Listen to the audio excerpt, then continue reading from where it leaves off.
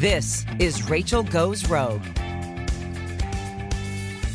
The day has finally come where I get the chance to tell my own story.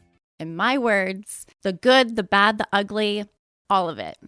I was involved with a horrible scandal, coined Scandival. I know what I did was morally wrong, and I get it. I get the anger.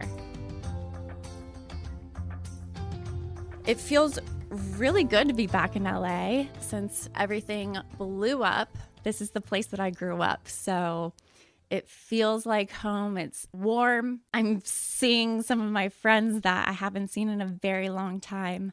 I spent 90 days in a trauma therapy center without a phone, with all new people, and working with different therapists. I started noticing a pattern in my behavior, and I wanted to change those things. I have completely removed myself from the filming environment that is Vanderpump Rules, and you will not see me season 11.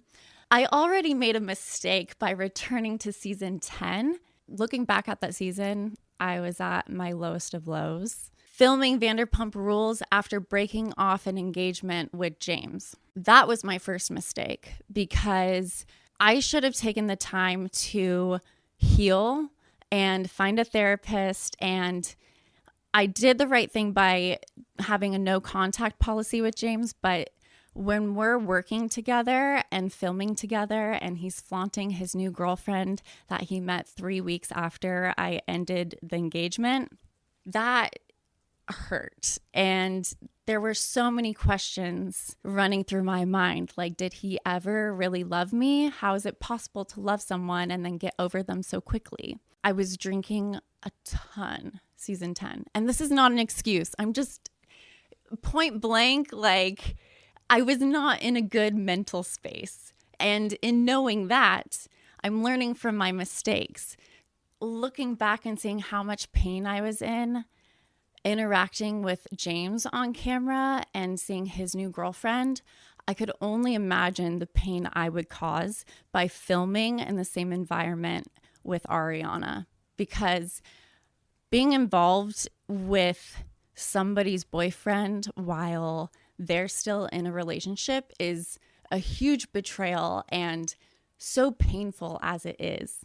But then to continue working with these people and interacting with them, maybe not even speaking, but like hearing about what they're doing and seeing your person that you loved so much and thought that they loved you just as much as you loved them be conversing with this other person, it would just be so catastrophic. And I didn't want to do that to Ariana. I didn't want to put her in that position.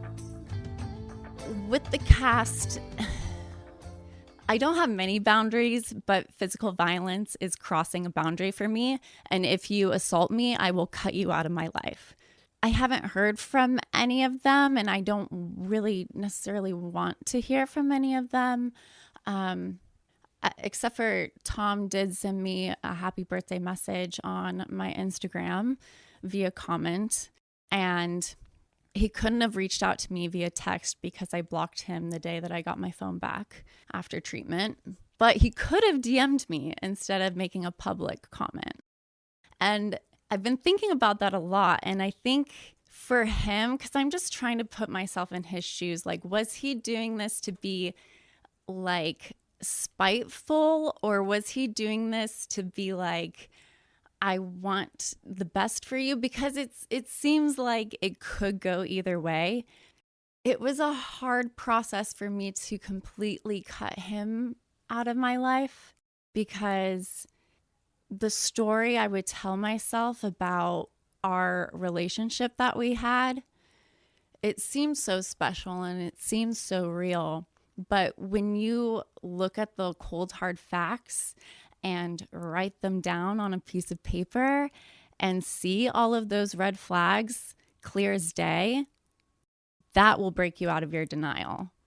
And once I was broken out of denial and realized how manipulative he is, I couldn't put myself in a situation where at my most vulnerable state, it would just probably get me back into those old patterns that I'm trying to break free from. Taking a step back and removing myself from the chaos has allowed me to gain some clarity, actually a lot of clarity on the situation. I look back at season 10. Oh God, it is a really difficult season to watch back because I'm just cringing at all of the things and all of the moments that they caught on camera. It's really embarrassing. But I see a girl that is going through pain and doesn't have the right tools to tackle it. And she's coping in the way that she feels like her needs are being met by someone who's giving her adoration and attention. And I really did not prioritize my friendships when I got involved with Tom, and I regret that a lot. Listen to Rachel Goes Rogue starting January 8th on the iHeartRadio app, Apple Podcasts, or wherever you get your podcasts.